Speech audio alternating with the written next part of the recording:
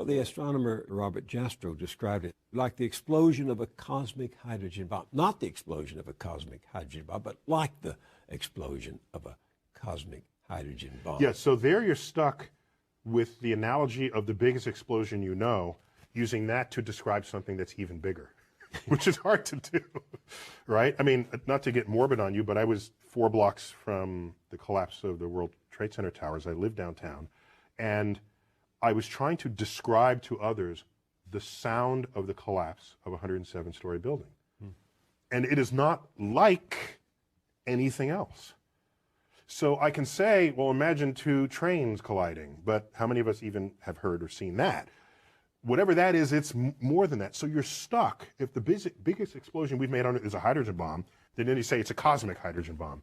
It is,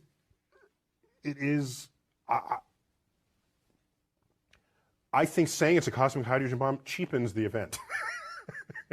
Yeah, it's way I understand. bigger. Yeah. An incredible flash of energy and light, though. And matter and, yeah, all of this, all of the above. Do you give people who make this case that that was the beginning and that there had to be something that provoked the beginning, do you give them an A at least for trying to reconcile faith and reason? I don't think they're reconcilable. What do you mean? Well, so let me say that differently. All efforts that have been invested by brilliant people of the past have failed at that exercise. They just fail.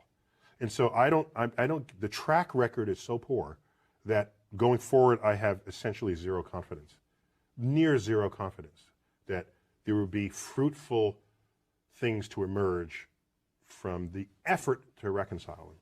So, for example, if you knew nothing about science and you read, say, the Bible, the Old Testament, which in Genesis is an account of nature. That's what that is.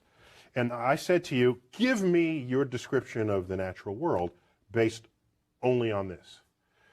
You would say the world was created in 6 days and that stars are just little points of light, much lesser than the sun. And in fact, they can fall out of the sky, right? Because that's what happens during the Revelation. One of the signs that the second coming is that the stars will fall out of the sky and land on Earth.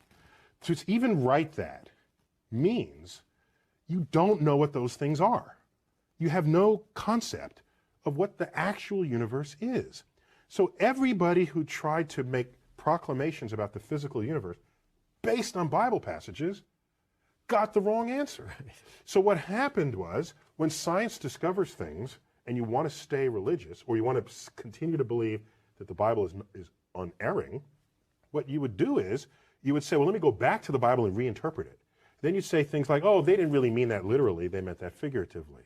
So this whole sort of reinterpretation of how figurative the poetic passages of the Bible are came after science showed that this is not how things unfolded. And so the educated religious people are perfectly fine with that. It's the fundamentalists who want to say that the Bible is the literal truth of God and want to see the Bible as a science textbook who are knocking on the science doors of the schools trying to put that content in the science. Enlightened religious people are not behaving that way. They're saying, yes, science is cool, we're good with that, and use the Bible to get your spiritual enlightenment and your emotional fulfillment. I have known serious religious people, not fundamentalists, who were scared when Carl Sagan opened his series with the words, "The cosmos is all that is, or ever was, or ever will be." That scared them because they interpret that to mean then if this is it, there's nothing else, no God and no life after. For religious people, many people say, well, God is within you, or God, there are ways that people have shaped this, rather than God as an old gray-bearded man in the clouds. So if God is within you, what I'm sure Carl would say, in your mind, and we can measure the neurosynaptic firings when you have a religious experience. We can tell you where that's happening, when it's happening, what you're feeling like at the time. So your mind, of course, is still within the cosmos. But do you have any sympathy for people who seem to only feel safe in the vastness of the universe you describe in your show if they can infer a personal God who makes it more hospitable to them, who cares for them? In this, what we tell ourselves is a free country, which means you should have freedom of thought. I don't care what you think. I just don't. Go think whatever you want. Go ahead. Think that there's one God, 2 gods, 10 gods, or no gods. That is what it means to live in a free country. The problem arises is if you have a religious philosophy that is not based in objective realities that you then want to put in the science classroom. Then I'm going to stand there and say, no, I'm not going to allow you in the science classroom. I'm not telling you what to think. I'm just telling you in the science class, you're not doing science. This is not science. Keep it out.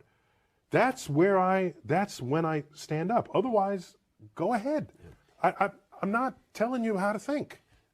I think you must realize that some people are going to go to your show at the planetarium and they're going to say, aha, those scientists have discovered God, because God, dark matter, is what holds this universe together. So is that a question? It's a statement. You know they're going to say that. So the history of discovery, particularly cosmic discovery, but discovery in general, scientific discovery, is one where at any given moment there's a frontier. And there tends to be an urge for people, especially religious people, to assert that across that boundary into the unknown lies the handiwork of God. This shows up a lot. Newton even said it. He had his laws of gravity and motion, and he was explaining the moon and the planet. He was there. He doesn't mention God for any of that. And then he gets to the limits of what his equations can calculate. So can't quite figure this out. Maybe God steps in and makes it right every now and then. That's where he invoked God. And Ptolemy, he bet on the wrong horse, but he was a brilliant guy. He formulated the geocentric universe with Earth in the middle. This is where we got epicycles and the machinations of the heavens. There was still a mystery to him. He looked up and uttered the following words: when I trace at my pleasure the windings to and fro of the heavenly bodies. These are the planets going through retrograde and back. The mysteries of the earth. When I trace at my pleasure the windings to and fro of the heavenly bodies, I no longer touch earth with my feet. I stand in the presence of Zeus himself and take my fill of ambrosia. What he did was he didn't invoke Zeus to account for the rock that he's standing on or the air he's breathing. It was this point of mystery, and in gets invoked God. This, over time, has been described by philosophers as the God of the gaps. Mm-hmm. If that's where you're going to put your God in this world, then God is an ever-receding pocket of scientific ignorance. If that's how you're going to invoke God, if God is the mystery of the universe, these mysteries, we're tackling these mysteries one by one. If you're going to stay religious at the end of the conversation, God has to be more to you than just where science has yet to tread. So to the person who says, maybe dark matter is God, if the only reason why you're saying it's because it's a mystery, then get ready to have that undone. Why don't you repeat that question? Do I believe in UFOs or extraterrestrial visitors? I'm not authorized to answer that question.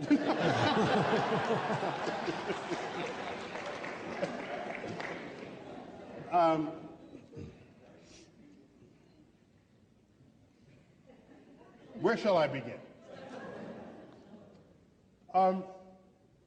UFO. First, remember what the U stands for in UFO. Now, there's a fascinating frailty of the human mind that psychologists know all about. And it's called argument from ignorance. And this is how it goes. You ready? Somebody sees lights flashing in the sky. They've never seen it before. They don't understand what it is. They say, a UFO. The U stands for unidentified. So they say, I don't know what it is. It must be aliens from outer space visiting from another planet. Well, if you don't know what it is, that's where your conversation should stop. You don't then say, it must be anything. Okay? That's what argument from ignorance is. It's common. I'm not blaming anybody. Psychologists know all about it, and it may relate to our burning need to have to know stuff because we're uncomfortable steeped in ignorance. You can't be a scientist if you're uncomfortable with ignorance, because we live at the boundary between what is known and unknown in the universe. Unlike what journalists write. You ever see journalists? Any journalists here? You go to journalists. You go to journalists. All articles about science discoveries begin. Scientists now have to go back to the drawing board. As though we're sitting up in our office, you know, masters of the universe. It's like, oops, somebody discovered something. No, we're always at the drawing board. If you're not at the drawing board, you're not making discoveries. You're something else. So, the public, it appears, seems to have this burning need to have an answer to what is unknown. And so you go from an abject statement of ignorance to an abject statement of certainty. So, that is operating within us. Let's start there. Second, we know, not only from research in psychology, but simple empirical evidence in the history of science, that the lowest form of evidence that exists in this world is eyewitness testimony. Which is scary because that's some of the highest form of evidence in the court of law. But we know from second grade. Where's my guy from second grade? Get up to the microphone for a minute. Grab the microphone. Grab the microphone. In your classes, have you done the famous experiment where you play telephone and you line up all your kids in class and one person starts with a story and then you hear it and you repeat it to the next person and the next person? Have you done that in class yet? Yes. You've done that experiment? Because what happens by the time you get to the last person and they retell the story? What happens? It's like completely different. It's completely different.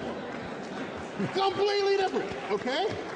Because the conveyance of information was relying on eyewitness testimony, which in that case is ear witness testimony. And so, thank you. So we know that. So he knows it. He's in second grade. All right. So, actually he should be in 12th grade as we've established. So now, it wouldn't matter if you saw a flying saucer. In science, even if you have something less controversial than a flying saucer, if you come into my lab and you say, you got to believe me, I saw it, and you're one of my fellow scientists, I say, go back, go home. Go back until you have some other kind of evidence that's not just you saw it. Okay? Because human perception system is rife with all ways of getting it wrong. Okay? But we don't like thinking of ourselves that way. We have high opinions of our human biology when in fact we should not. I'll give you an example of how it reveals itself. We've all bought and enjoyed books called Optical Illusions, right? Well, we all love optical illusions, but that's not what they should call the book. They should call them brain failures, okay? Because that's what it is. It is a complete failure of human perception, all right? All it takes is a few sketches that are cleverly done. Your brain can't figure it out, all right? So, we are poor data-taking devices. That's why we have such a thing as science, because we have machines that don't care what side of the bed they woke up in the morning, don't care what they said to their spouse that day, doesn't care whether they had their morning caffeine. They'll get the data right, okay? So, maybe you did see visitors from another part of the galaxy. I need more than your eyewitness testimony. And in modern times, I need more than your photograph. which Photoshop probably has a UFO button today. Like, stick it in, right? So, on your computer. So, here's what you do. I'm not saying we haven't been visited. I'm saying the evidence thus far brought forth does not satisfy the standards of evidence that any scientist would require for any other claim that you're going to walk into the lab with. So here's what I recommend. Next time you're abducted, because I'm ready for this. I'm ready, okay? I get abducted, I'm ready, okay? So you're there, you're like on the slab, because they always do like the sex experiments on you, on the flying saucer. So there you are, and they're poking at you. Here's what you do. You ready? You tell the you're gonna be an alien for this, right? So you're poking me, all right? So then I say, I'm on this side of the equation. okay. So I say, hey, look over there. And then he looks over there. You quickly like snatch something off the shelf, put it in a pocket, and then lay back. All right? Then you're done. You come back. You say, look what I got. Okay? I like stole the ashtray off the shelf of the flying saucer. And then you bring that to the lab. It's not about eyewitness testimony at that point, because you'll have something of alien manufacture. And anything you pull off of a flying saucer that crossed the galaxy is going to be interesting. Okay? Because even objects within our own culture. I got this device here, okay? The iPhone. 10 years ago, they would have resurrected the witch burning laws had you pulled this thing out, okay? And that's in our own culture. Our own culture produced this over a 10-year span. So if there's some technology that crossed the galaxy, that's going to be some serious stuff to look at in the lab. Then we can have the conversation. Until then, I can't, I'm sorry. Go ahead, keep trying to find them. I'm not going to stop you. But get ready for that time you are abducted, because I'm going to be looking for your evidence when that happens. And last point on that is, there are people who look up all the time. Like, for example, the community of amateur astronomers in the world. I was an amateur astronomer. We look up, we come out of a building, we look up. Doesn't matter, we're looking up. UFO sightings are not higher among amateur astronomers than they are in the general public. In fact, they're lower. You say, well, why is that so? Well, because we know what the hell we're looking at. We know. Do you know? I don't. Because we study this stuff. Do you know there was a UFO sighting reported by a police officer, because we think that because you have a badge or you're a pilot or you're whatever, that your testimony is somehow better than that of an average person. It's all bad because we're human, okay? So there was a police officer who was tracking a UFO that was swaying back and forth in the sky, okay? Reported on the hot, they're in one of the, what do you call the car? The squad car, chasing a UFO, and the UFO's moving back and forth like this, okay? Later it turned out the cop car was chasing Venus, and he was driving on a curved road. But was so distracted by Venus, he thought Venus was the one moving, and he wasn't even thinking that he was doing this. So, I have seen things which, without my background in meteorology and astronomy and looking up, I would have reported to the police department. I would have. Like orographic clouds that form above huge mountains that are circular. And they're above a tall mountain, which means wherever you are, the sun can set for you before it has set for the cloud, darkening the skies, yet the cloud is now illuminated by sunset colors, which are what? Red, yellow, orange, and it's circular. There have been reports of hovering circular UFOs with light beams on them because people are looking at this cloud formation on top of mountains. So, maybe we have been visited by aliens. Maybe they've even landed. But why do they land in, like, the farmer's yard and not, like, Times Square, all right? And then I worried, like, maybe they had landed in Times Square, but nobody took notice. You know, because that's the really big problem there. And so, there's a huge answer to it, because there's a lot built into it. So, here's another concern I had. Oh, you said about movies earlier? Remember Close Encounters of the Third Kind? Absolutely. You remember that? And the aliens come in this big flying saucer? Sure. Okay, and what do? We turn on runway lights for it. I'm thinking, flying saucers don't need runway lights. They're flying saucers, for goodness sake. If you put anything, put a bullseye or something. You did need them when we landed on the moon. Don't put runway lights for this thing. Then, well, you go to Roswell and there's like crashed flying saucers. I'm thinking, if the alien came across the galaxy and couldn't land a damn spaceship, I don't want to meet the aliens. They're stupid aliens, all right? You at least land on Earth, for goodness sake. Don't tell me you came across the galaxy, you can't land on Earth. Go home. Bring me somebody who can, then I'll have the conversation. Anyhow, so those are my opinions on the subject.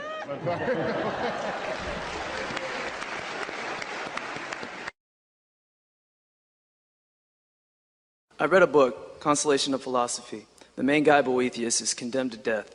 He has everything taken from him. All he has is his reason and his sense of self.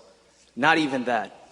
But he attempts to console himself to this execution by reasoning that the world has order, that there is something that keeps things together. And he uses his reason to try and get to the root of why he should be at peace at death. The problem is, his source of origin is a belief in God. What would you do?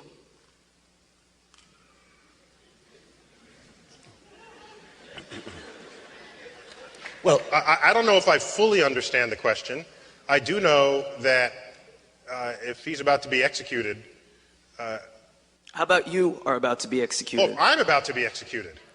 You have nothing except your knowledge and your knowledge of science, your experience. I would request that my body, in death, be buried, not cremated, so that the energy content contained within it gets returned to the earth so that flora and fauna can dine upon it, just as I have dined upon flora and fauna throughout my life.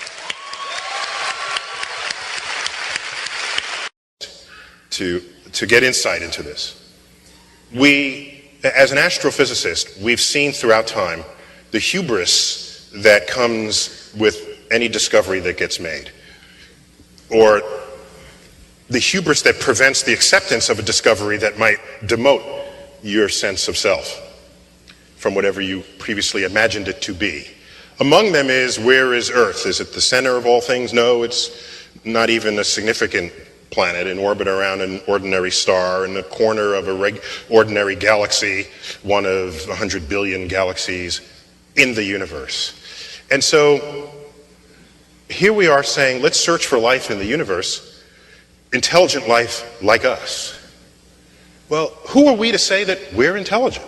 I mean, I pose that not as a joke question, but it's a very serious question. We define ourselves to be intelligent in ways that no other creature can rival. Okay, now what do we credit that intelligence to? So you look at the genome, and let's take the chimp. I guess that's a really close relative of ours. And we have, what is it, high 90s% identical, indistinguishable DNA. And the chimp does not build the Hubble telescope, and the chimp does not compose symphonies. So we must then declare that everything we say about us that is intelligent is found in that 1.5% difference in DNA. Is that a fair statement to make? Okay. Let me invert that question. If the genetic difference between humans and chimps is that small, maybe the difference in our intelligence is also that small. Maybe the difference between stacking boxes and reaching a banana, putting up an umbrella when it rains, whatever are these rudimentary things a chimp does that the primatologists roll them forward and boast about, which of course our toddlers can do, maybe the difference between that and the Hubble telescope is as small as that difference in DNA. Because I pose the question, suppose there was another life form on Earth or elsewhere, that in that same sort of vector, that 1.5% difference we are to chimps, suppose they were 1.5% different from us. They would then roll the smartest of us in front of their humatologists and say, Hawking, there's Hawking, oh, this one is slightly smarter than the rest of them because he can do astrophysics calculations in his head. Like little Timmy over here. Yeah. So I wonder if we're just blithering idiots in the presence of even a trivially smarter species than us. So therefore, who are we to even assert that, number one, we are intelligent and we're looking for others at least as intelligent as us out there to talk to? By the way, is there any other species on Earth that we can talk to? Can we have a conversation with a chimp? That has nearly identical DNA, and I don't think we can actually say, hey, what movie do you want to see tonight? But you don't have that conversation with a chimp. Yet somehow we want to believe that an alien on another planet that's not even based on DNA, and even if it is, it's not nothing like us, that we could communicate with it. Yeah. I'm screaming at you, I'm sorry. Well, I mean, so what do you, so there. Well, I'm all for, yeah, I'm Are all we for, as stupid as I'm saying? I'm all for deflating hubris. But, I mean, it's also true, of course, that our brains are anatomically very, very much bigger than chimps. And so that also is contained, must be contained in some sense in that tiny little percentage of DNA. I think the way to look at the DNA problem is to say that the sort of DNA that has been sequenced and the sort of thing on which we base that calculation of the 98% is, if you look at again, look at a computer, and you'll find that most of the programs that are written are at the machine code level are calling up the same set of subroutines. There's a subroutine for pulling down menu bars and a subroutine for moving windows and so on. That's what we're looking at in this 98%. What we're not looking at is the set of sort of high-level instructions that say, call this subroutine now call this one, now call this one, now call that one.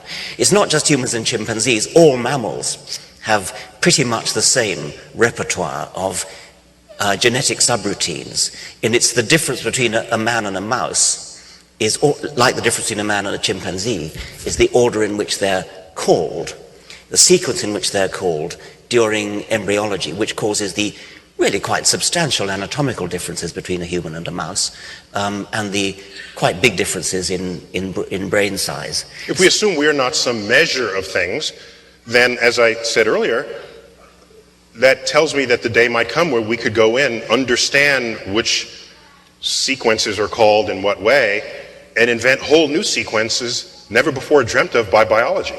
Yep. Absolutely. Empowering us in ways never before known. Very, very difficult. Much more difficult than it sounds, but still it's in principle possible. But the other point about intelligent life in the universe, never mind how we define intelligence, we're only going to encounter them if they are intelligent enough either to come here, which is very difficult indeed, or to send radio transmissions to us, which is a lot easier, but still requires. Let's just define it as the quality that you need in order to send information across the universe. Now, you don't have to call that intelligence, but whatever it is, that's what it needs in order to get here, in order for us to apprehend it. And I wonder, surely you've walked past a worm that had just crawled out of the earth, and when you did so, you weren't saying to yourself, gee, I wonder what that worm is thinking. You just simply didn't care. You're so far beyond I don't want to put words in your mouth, but I'm imagining you simply really don't care what the worm is thinking. And the worm, conversely, has no clue that you consider yourself intelligent. You're just this thing that went by. So can you imagine a species that has such high intelligence that the prospect of communicating with us is simply of no interest to them? Yeah, I can, yeah. And they go by and their intelligence is on such a level that we can't even recognize it as intelligence. Yes, and moreover, I think it would more or less have to be that much ahead of us if we were ever to meet them, because we're never going to get there. Yeah, we sure as hell not getting there. So see the NASA budget lately? It's not. So anything that gets here has got to have a very, very highly developed technology, far more than we've. That brings us to Stephen Hawking's concern about any civilization sufficiently advanced to visit us. What does that say about the consequence of that encounter? Yeah. And he's worried, of course, because he's taking his cue from the history of humans, with one has a more advanced technology than the other, and they visit. it almost is always bad for those with the lesser technology. And South America, one of the sort of more obvious examples in their first encounter with the Spaniards. So I don't know if I want to be the first one to shake hands or shake whatever they're sticking forward. I don't know. I want to do it, but I still have my concerns. What do you think are the odds that there is life elsewhere in the universe? They must be high, and I'll tell you why. People say, well, have you found life yet? No. Well, that's like going to the ocean. This has been said before, taking a cup of water, scooping up, and saying, there are no whales in the ocean, you know? Here's my data, you know? You need a slightly bigger sample. And so if you look at, for example, what we call the radio bubble, this is the sphere around Earth, centered on Earth, which is the farthest our radio signals have reached in the galaxy. And they're about 70 light years away. We've been transmitting radio signals inadvertently leaking into space for about 70 years. 70 light year radius sphere. Well, how big is the galaxy? Well, shrink that sphere down to maybe the size of a BB, and then the galaxy on that scale would be the size of this stage. That's how far our radio signals have traveled. And those aren't even the ones we sent on purpose. The ones we sent on purpose have traveled much less. So no, we haven't actually reached as far into the galaxy as we'd like before we would say definitively that there's no one intelligent living today. But here's some very simple facts. I can review them in 90 seconds. You look at the formation of the Earth and the earliest sign of fossil life. Subtract a few hundred million years at the beginning of Earth, when Earth was a shooting gallery. Earth was still accreting the birth materials of the solar system. It's hostile to complex chemistry over that time. Not fair to start the clock then. Wait a couple of 100 million years. Now start the clock and wait around and see when you have the first signs of single-celled life. At most, 400 million years. At most. Earth has been around for 4.5 billion? So Earth, without any help from us, with basic ingredients found throughout the universe, managed to create life, simple though it was. So, and Earth, one of, 8 planets, get over it. One of, sorry. Earth, an ordinary star, to suggest, and what are the ingredients of life? The number 1 atom in your body is hydrogen. Number 2 atom is oxygen, together making mostly water that's in you. Next is carbon in this order. Next is nitrogen. Next is other stuff. My favorite element, other, yeah. You look at the universe, the number 1 element in the universe is hydrogen. Next is helium, chemically inert, couldn't do anything with it anyway. Next is carbon. I think I left out oxygen there. Next is oxygen. Next is nitrogen. 1 for 1. We're not even made of odd things. The most common things in the universe are found here on Earth, and we're made of them. And carbon, one of the most chemically fertile element on the periodic table. It's not a surprise. We're carbon-based. Life is just the extreme expression of complex chemistry. So that's what life, that's what biology is. So all these people who want to imagine, because they remembered their chemistry class, that silicon sits right below carbon on the periodic table. So it bonds similarly to carbon, so they want to imagine silicon-based life. I'm saying, okay, fine, but you don't have to. There's 5 times as much carbon in the universe as silicon. There's no need to even have to go there. We got enough to imagine just simply with the carbon atom at the center of these huge biological molecules. Point is, it happened relatively quickly with the most common ingredients in the universe. To now say life on Earth is unique in the universe would be inexcusably egocentric. Yeah, I agree with that. Oh, okay.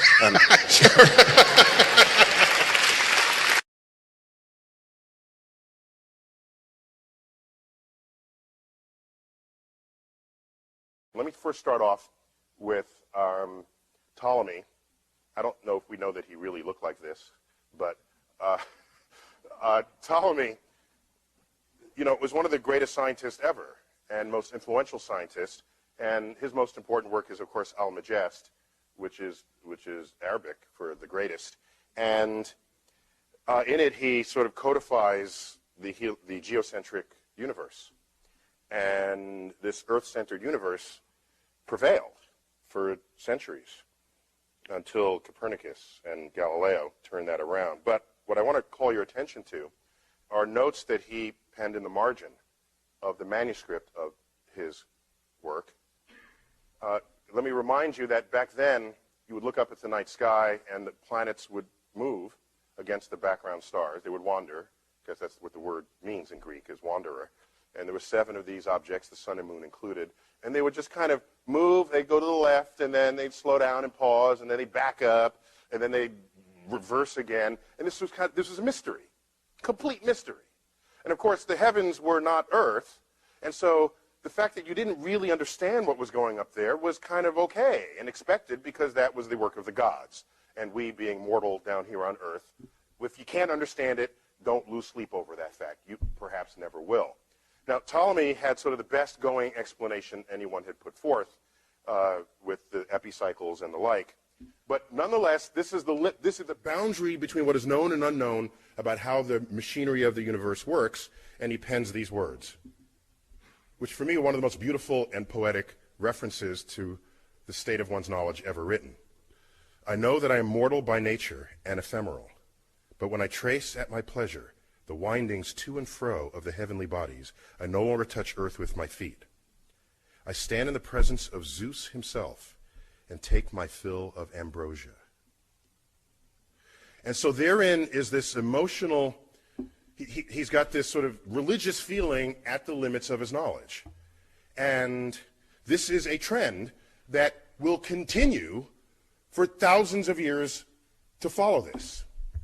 At least 2,000 years to follow this. And you don't have, and this whole notion of intelligent design, this is intelligent design. This quote that I just read to you is Ptolemy invoking intelligent design. No, he's not trying to get that into the classroom. He's not, there's the politics of intelligent design in modern times. But what I think has been swept under the rug that we have to contend with as a community of people who are sort of truth seekers is the fact that some of the greatest minds that have preceded us have done just this. Okay? That's Ptolemy. But we can go on. Who else do we have? Oh, Galileo, interesting case. Galileo was kind of an exception to this. We all know he was a deeply religious man, and a lot of the trouble he got into was because he was just kind of obnoxious, all right? He could have made nice with the Pope, and he did not. And of course, I'm paraphrasing. I mean,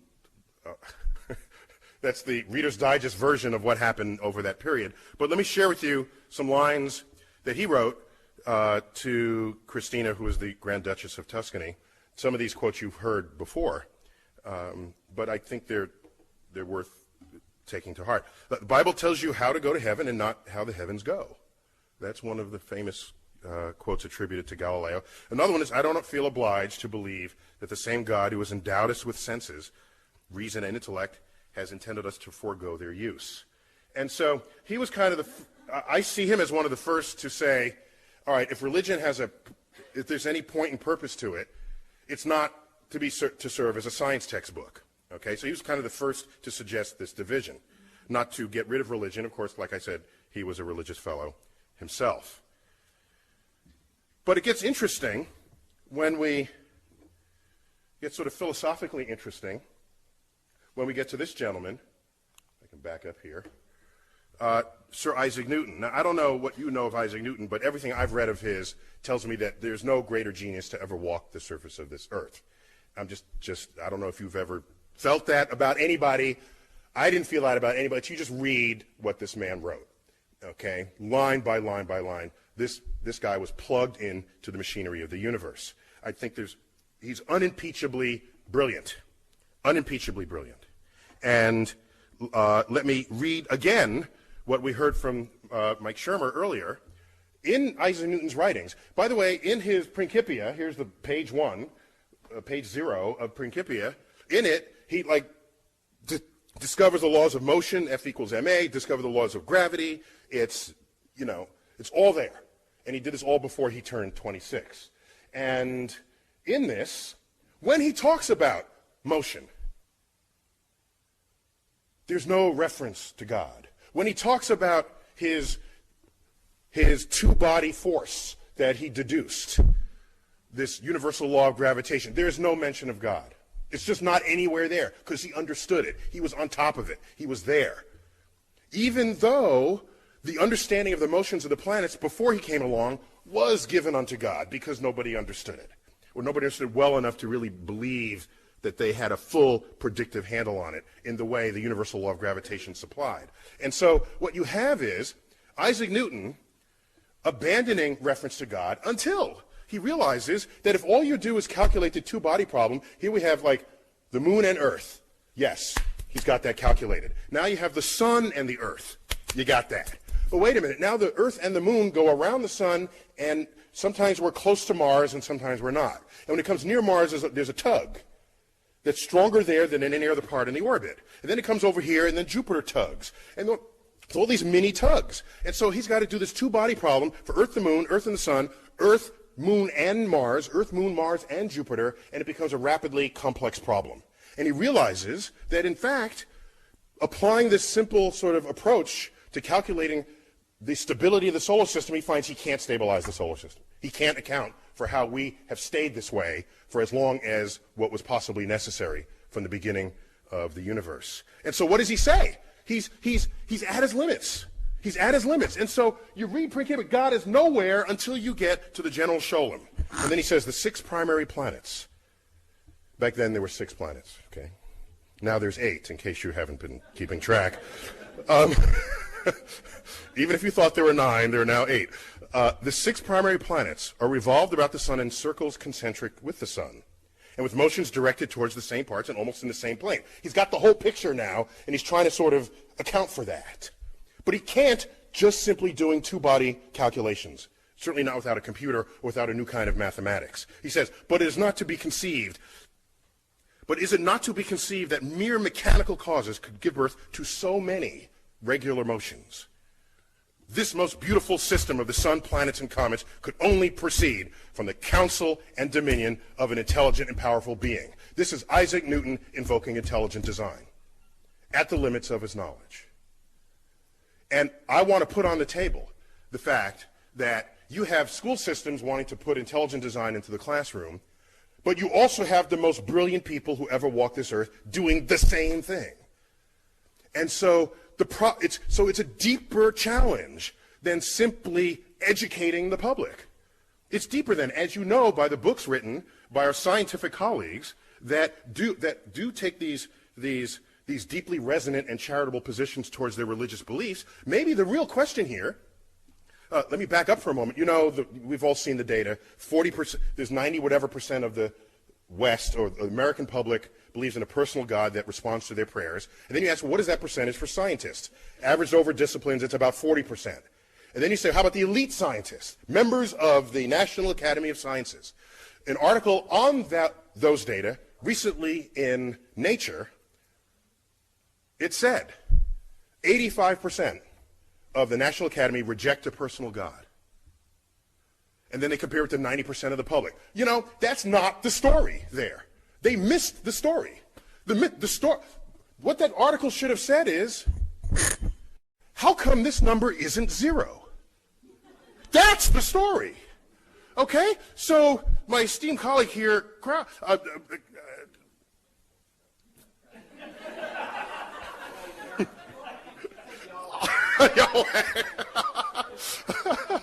Professor Krauss here says all we have to do is make a scientifically literate public.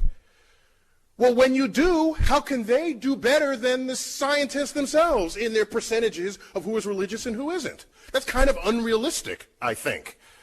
So there's something else going on that nobody seems to be talking about.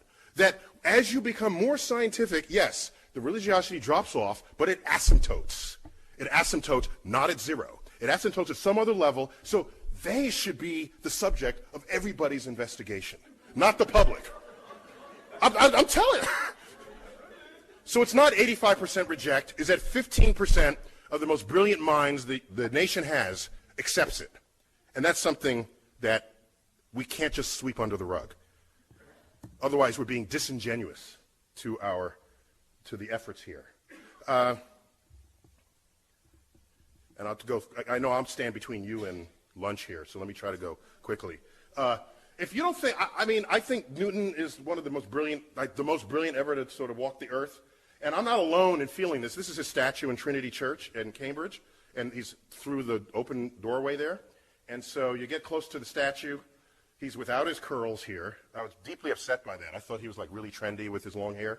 But apparently that was probably just a wig at all times. You look at the base of the statue, loosely translated, of the genus of all who have ever been human, there is no greater intellect than this man. And so I'm not alone in this sentiment. And this man wrote those words. So, but let's move on, because there's more to talk about here. We don't have to stop at Newton. Let's go to Christian Huygens. All right? Brilliant scientist. I mean, he was great at chemistry, biology, physics, math, Dutch scientist. And he died the year that this work was published, one of my favorite works of science writing. And it's Cosmotheros, which is an exploration on the likelihood of there being life on the known planets, using the available knowledge of the day. So, for example, they knew that, by the way, Huygens was the first to identify Saturn's ring as a ring. If I got that right, Carolyn, is that correct? Oh, no, I thought he was the first to calculate that it would be a ring. He was then Huygens would be the first to observe it. Okay. We have Madam Saturn here in the room, in case you don't know. Okay. My colleague Carolyn Porco, who we'll be hearing from later, I've just been told. But anyhow, so Huygens, brilliant fellow, and one of the probes on the Cassini spacecraft was called Huygens, a European probe that descended to the surface of Titan. And so he's an important figure in the history of science.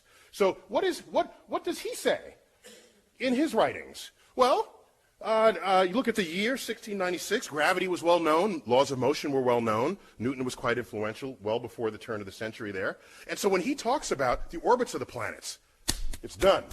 Talks about the moons of Jupiter, done. Talks about the new rings around Saturn, done. It's all fine. But when he talks about biology and life, something that's not well understood then or today, boom, there goes his references to God. But references to God were nowhere else in those writings. Nowhere else. He says,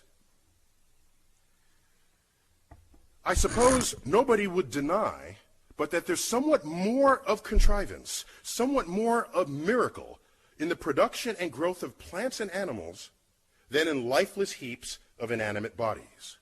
For the finger of God and the wisdom of divine providence is in them, much more clearly manifested than in the other. He doesn't say that about the orbits. We're done with the orbits, as Mike Shermer had noted. We're done. He's in a place where nobody really has the answer. So he invokes, this is intelligent design once again. Pure out, flat and simple.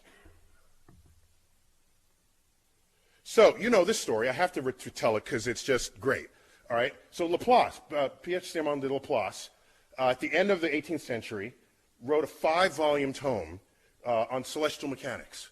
A brilliant piece of work. It's there. It weighs a lot on the shelf.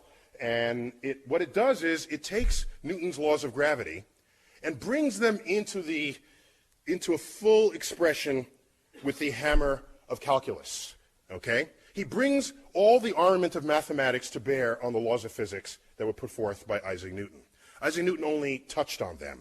They were not fully developed. And in this work, he demonstrates, he further develops something that had been percolating in the mathematical community, but he develops, and one might even say perfects, a branch of math we would call perturbation theory, where instead of pulling your hair out saying, well, how do you calculate this pair of forces and this pair, and all the equations go to hell, in perturbation theory, it allows you to systematically and reliably calculate the effect of a small tug in the presence, a series of small tugs in the presence of singular big tugs. And that's kind of what what's going on in most of the solar system. And when you do that, and you do that properly, you can demonstrate, notwithstanding effects of chaos, which have other timescales related to them, you can demonstrate that, in fact, the solar system was stable beyond the predictions of Isaac Newton. So, he figures this out, does not invoke God, because he figured it out. And in a story that may be apocryphal, but I see more in support of it than against it, this time coincides, of course, with the era of Napoleon, Napoleon being French, and Laplace being French. No translation necessary. Napoleon, if you visited his library, it's not just sort of books of world history and battles, it's engineering books, it's physics books. This man wanted to know where his cannonballs would land, all right? He was much more than just sort of a lucky general. He was into the physics, the engineering, and the material science of war. And so he immediately summoned up the 5-volume production of Laplace, read it through, cover to cover, called in Laplace, and said, "Sir, I have the exact quote here. Hang on. Napoleon asked him what role God played in the construction and regulation of the heavens. This is kind of like, that's what Newton would ask, right? Laplace replies, "Sir, I had no need for that hypothesis." And so what concerns me now is, even if you're as brilliant as Newton, you reach a point where you start basking in the majesty of God, and then your discovery stops. It just stops. You're kind of no good anymore for advancing that frontier, waiting for somebody else to come behind you who doesn't have God on the brain and who says, "That's a really cool problem, I want to solve it." They come in and solve it. But look at the time delay. This was a 100-year time delay. And the math that's in perturbation theory is like crumbs for Newton. He could have come up with that. The guy invented calculus just on a dare, practically. When someone asked him, Ike, how come planets orbit in ellipses and not some other shape? And he couldn't answer that. He goes home for 2 months, comes back, out comes integral differential calculus, because he needed that to answer that question. And so this is the kind of mind we were dealing with Newton. He could have gone there, but he didn't. He didn't. His religiosity stopped him. And so we're left with the realization, of course, that intelligent design, while real in the history of science, while real in the presence of sort of philosophical drivers, is nonetheless a philosophy of ignorance. And so, regardless of what our political agenda is, all you have to say is, science is a philosophy of discovery, intelligent design is a philosophy of ignorance. That's all. I don't need to see have you discovered anything lately? If not, get out of the science classroom. But I'm not going to say, don't teach this, because it's real, it happened. So I don't want people to sweep it under the rug, because if you do, you're neglecting something fundamental that's going on in people's minds when they confront things they don't understand. And it happens to the greatest of the minds, as it happens to everyone else, many, if not most other people in the public. So, I need more crater side, thank you. Yes, where are we? At your Beyond Belief 2006 lecture, you said that... Were you there, or did you watch the YouTube? I watched the YouTube. Okay. You said that what stopped Middle Eastern scientific progress was a theological takeover. Yes. Do you think that's happening? That's a shorthand for what I said, but yeah, I built the case a little more elegantly than that. It was much nicer, yeah.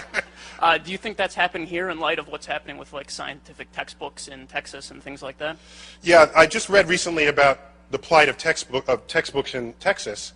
I spent some time in Texas, 6 years actually, and of course Texas has Johnson Space Center.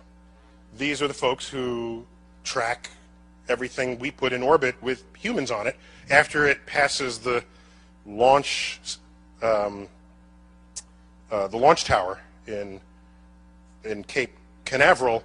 All command goes over to Houston. So Texas is a fundamental part of our space enterprise, culturally and historically. So that for them to now have textbooks where the science content is altered to be different from what is going on in mainstream science worries me greatly. What you're referring to in the talk that I gave at that lecture is in San Diego, 2006. It referenced what was going on 1,000 years ago. 1,000 years ago, the intellectual center of the world was Baghdad. Baghdad. Europe was busy disemboweling heretics at the time. Baghdad was open to all thought at the time, between AD 800 and 1100, around there. If you look at the advances that unfolded in that period, in that location, it includes the invention of algebra. Algebra is an Arabic word. Algorithm is an Arabic word. 2/3 of the stars in the night sky that have names have Arabic names. How does that happen? Where did the naming rights come from? It came from the fact that at that time, huge advances in the Middle East, in Baghdad in particular, was unfolded in engineering, mathematics, especially mathematics, astronomy, navigation, physiology. And you say, well, why is that so? If you look at what was going on, they were open to all lines of thought. Jews, Muslims, Christians. There were doubters back then. Today we would call them atheists. They would all come around a table and share ideas. If you have some philosophy that's got holes in it, someone's going to find it. And you're going to challenge you on those ideas. And what happens is the conversation ratchets up. You discard what doesn't work and you keep what does. And when you do that, you make discoveries, and you make discoveries rapidly. And at the time, that period drew to a close. If you read history books, they'll typically describe sort of the sacking of Baghdad. It was a bad time for the city. And they say, oh, it all came to an end. However, the Islamic culture rose at other times later. And in those other times, science and engineering discoveries were not a part of it. So he asked, why not? You got the cultural heritage, why doesn't it show up again? And then you got to dig a little deeper from the sacking of Baghdad, and you find out there was a Muslim cleric, Al-Ghazali was his name, who was to Islam what St. Augustine was to Christianity. St. Augustine kind of laid out the rules for how to be a good Christian at the time. A lot of people were practicing it in their own way. He codified it. He was a religious scholar, figured it out according to his own read, told everybody how to behave. There's the book. You follow this, you're a good Christian. Al-Ghazali said, you follow this, you're a good Muslim. In that text included the assertion, which gained influence socially, but then politically, so then it had power of influence. In there was the assertion that mathematics and the manipulation of numbers was the work of the devil. The entire enterprise collapsed and never recovered. It has not recovered since. If you look at the number of Muslims who have won the Nobel Prize in the sciences, it's 1. Number of Jews who have won the Nobel Prize? 1/4 of all Nobel Prizes in science have been won by Jews. How many Muslims in the world? 1.3 billion. How many Jews in the world? 15 million tops. So you look at what effect the culture of discovery and learning can have on what you discover about the natural world. It's extraordinary. So just because you're making discoveries doesn't mean it's forever. And I look at the 20th century in America as a period of great discovery. And then I see forces now operating against it. And then I look at the history of the consequences of this, and I see America just simply fading into insignificance. No, it's not off of a cliff. It's just a slope. And every next day you're a little bit further down on the slope. You barely notice it, right? Until one day you can't see over the hill that you just came from. And then you try to make do with what you have down here, and then you find out it's the rest of the world making the inventions and not you. You're trailing, no longer leading. You're not even abreast with what's going on. You're running behind trying to catch up. Have a nice day. Yes. We've got a question right here. Another question, yes.